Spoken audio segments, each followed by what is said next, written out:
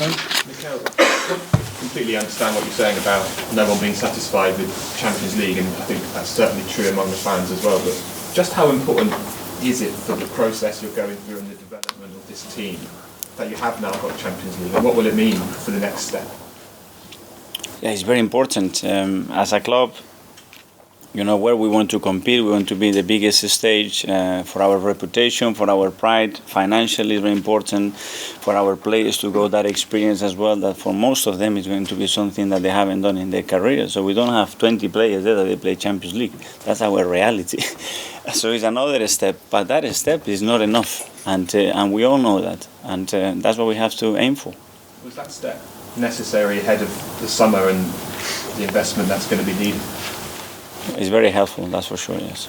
And one thing about the City game, watching it, they've got Haaland, Akanji, Diaz, Stones, Rodri. These guys are huge, like physically, 6 foot plus, and you can see the strength of them. I wonder if that's maybe between the two teams an area you think where Arsenal still need to get better, physicality? Yes, centimetre by centimetre on the day, yes, but it takes time to build the perfect team. You know, you don't do it in 1, 2, or 3. That's 7 years of a process with a lot of good decisions, and we are trying to do something different. But you cannot copy paste because at the Emirates we played the same, and we could have beat them. But at the end we didn't. Why? Because when they raised that level again a little bit more, boom, they took the game and the individual moments, and that's what we have to recognize and don't accept it. You talk about Man City being at another level, and it's not just Arsenal, it's on another level to every other team really. How do you actually get to that level to match Man City? I think there are levels. I think we have moments that we play to a different level. I think Man City are moments that they play to a different level, and Liverpool, they can take the game to a different level. It's when that happens that is important. It's on the day are you able to raise that level on this occasion, and that's what we didn't do the other day. When you look at your squad, I mean, you pick pretty much the same team every week, give or take a couple. Have you almost not got the resources to match a club like City when they're playing, when they've got sort of 8 international stars on the bench? I am really happy with the players that I have, what they are achieving, the way they are evolving, and we know that we still have a lot to do. That's what I'm saying, that we cannot accept, because we still have a lot to do, and it's in front of us, and we can make it happen. Gary? Josh was here over the sort of last week, and would you sort of spoke to him about the season and also perhaps your plans for the summer, and in light of where you might have thought you were earlier in the season, now you are now, and would you have spoken to him, and what type of things would you be looking for going forward? Yes, but especially obviously he's very interested to understand what we're doing every single day. He's fully committed to what we do. He's completely on it. He understands the sports, he understands football, he understands moment better than anybody, because he has experience from many other sports as well, and it's great to have him around. You know, the way he supports everybody, the way he interacts with everybody, is really special. He's extremely confident and comfortable around the place, and we're gonna keep going. And we all know that they want to win, and they want us to win, and this is the aim.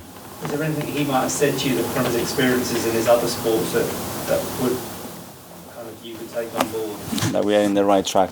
Let's keep doing what we're doing and doing the same and better every day. Can you just go back to Sam's question about the physicality? When you look back to the Arsenal old teams, we had Vieira, Bergkamp, very physical players, and then the team that you played in, there were Arsenal seemed to move to a slightly slighter player, Fabregas and Nasri didn't have the same build, and they see in Manchester United bullied them. Do you feel that's perhaps the way the Premier League is when you do need a few brutes every now and again to cope with certain types of games? It's a great question. You think that you might go that direction?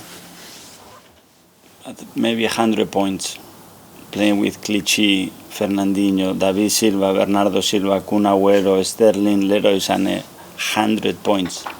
Xavi, Iniesta, Messi, Pedro, 6 titles. Good players. incredible players in the right moment, step up for they love what they do, create the right chemistry. It's a lot of things. You have them and they are 2 meters tall like this, even better. Great. But then you say, are they good enough technically? Are they sharp enough? Can they turn? Yeah. The perfect machine. That's what we all want. Give me 24 of those.